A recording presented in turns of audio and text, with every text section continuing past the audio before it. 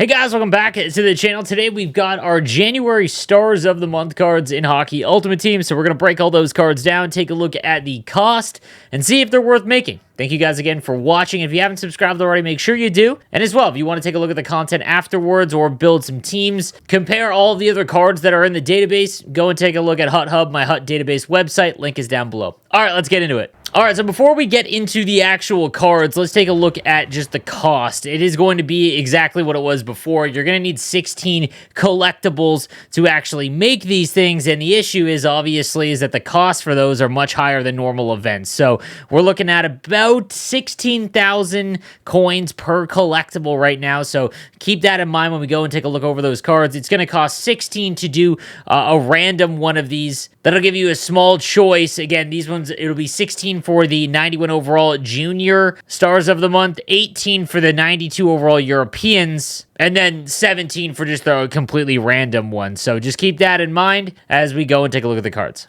All right, we're going to start first with the 91 TYNAN from the Ontario Reign. He's got Applesauce and Distributor as well as Buzzing. He's a 91 overall centerman, 5'9", 165, 95 speed, 95 acceleration, and 99 agility. Mid-90s shot. Does have gold wheels, elite edges, tape to tape, and puck on a string. Really, the only one I would look to activate is elite edges. However, obviously, we've talked about this a ton. Without unstoppable force at this stage of the game, if you play in the higher divisions, it's going to be awfully tough to not get thrown off the puck with TYNAN just because he's only 5'9", 165. And again, you're going to look at about a 250,000 coin investment to try and get this card. Then we've got one of the more interesting ones is the 91 overall Ukko-Pekka Luukkonen, 6'5", 196. If you've been watching my streams lately or my videos, that 88 All-Star Connor Hellebuyck with gold lightwork has been very good for me. It's like the first time in a while since I've actually noticed a goaltender be pretty solid. He's 6'5", a little bit bigger with gold lightwork, does have 45 aggression, 95 speed. Might not be a bad goalie, but we've been down this road before. Riley Kidney's up next, the 91 overall center, 6', 175, Buzzing as well as Thief and Distributor. I'd actually probably go Thief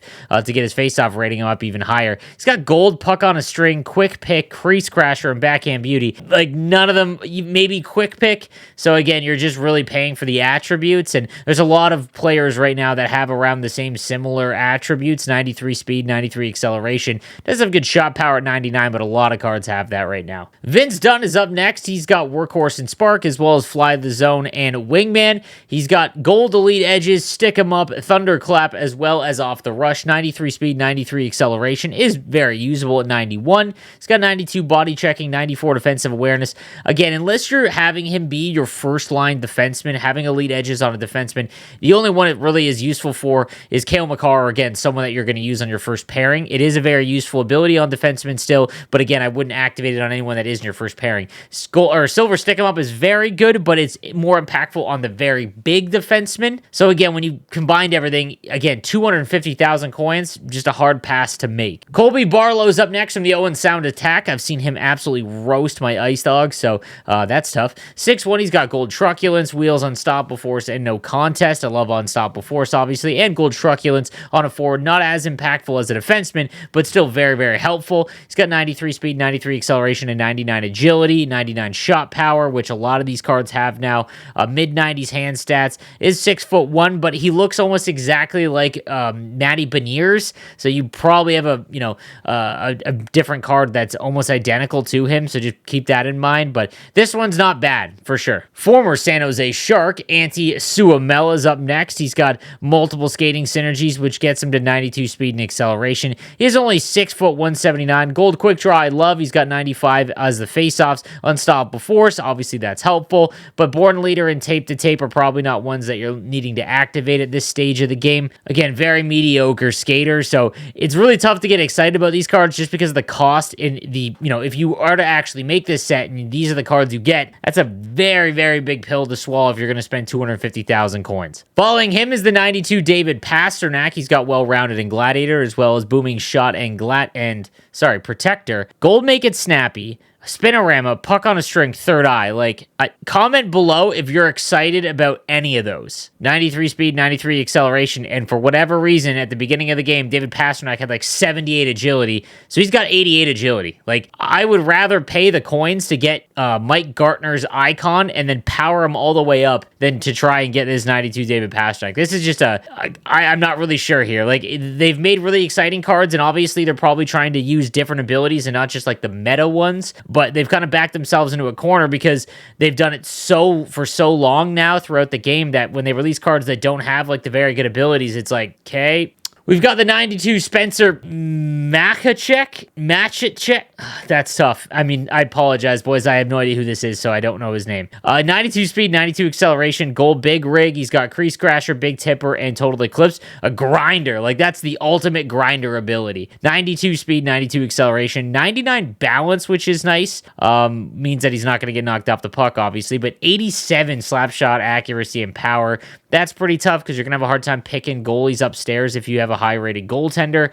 99 body checking is cool. This is just like a really nice like grinder build. If you go for tip shots using the overload, like big tipper and total eclipse is kind of fun, but not a card that like super sought after. The 92 Michael Jolly is up next, 5'11", 174. He's got Thief and Gladiator as well as Applesauce and Protector. Gold Elite Edges, All Alone, Wheels, and Make It Snappy. Gold Elite Edges is obviously the only one that's really usable here on 95 speed, 95 acceleration, 99 agility. This is probably the best one that we've seen so far just because he's such a good skater and has almost maxed shooting, which is obviously very, very useful. He's a pure left-handed winger. There's a lot of those, but this could definitely be a very usable card if you don't have someone like, you know, a Team of the Year Connor McDavid. You couldn't get Jaromir Jagr. If you're looking for a high-end left-handed winger, activate Elite Edges and you've got a really fast one. This looks like a left-handed version of Matthew Barzal's X Factor. Our next European star of the month, 92 overall, Benjamin Finkelstein. What a name. Right-handed defenseman, 5'9", 181.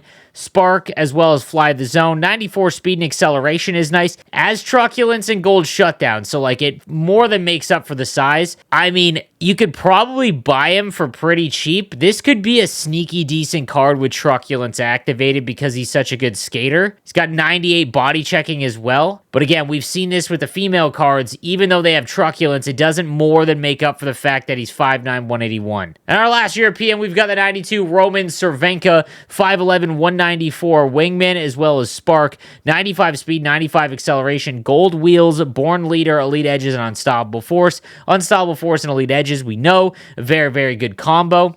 Only 89 on the face-offs and does not have Thief, which kind of limits his usefulness at center, especially if you're trying to pay, or if you're going to have to pay a premium to get a 92. Very good winger card, though. Like, I'd much rather have this than the Michael Jolly card because he's almost 200 pounds, has 99 shot power. Hand stats are all in the mid to high 90s. Like, this is a very, very good card. And then we've got the 92 Jack Hughes. Jack Hughes cards are always really fun.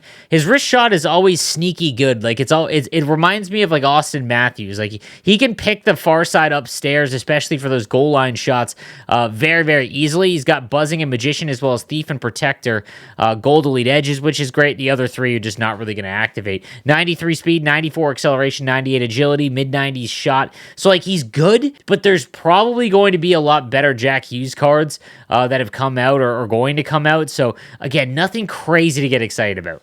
Also forgot the 91 Logan Stankoven. The 5'8" centerman is right-handed with distributor as well as bombarded, buzzing, and wingman. Mix those up. He's got Elite Edges, Unstoppable Force, so what you would expect. 94 speed, 93 acceleration, 99 agility. A great shot. Again, a very sneaky, smaller card. We've seen that with some of the women cards with Unstoppable Force and Elite Edges that you can get by with using them. This is going to be more for a player in the lower divisions, though, because, again, as we've seen with the smaller cards, it's just very difficult now when you've got Buka Boom and Bomeister roaming around on the back end against a lot of the higher end teams. So guys, again, before you make any of those or try to do those sets and you don't get what you want, go and take a look at the auction house because you might catch a card that might be cheaper than what it would be to actually make the set. So this just came out, so obviously prices are going to be pretty high and a lot of them haven't hit the market yet, but just be on the lookout before you go and invest all those coins.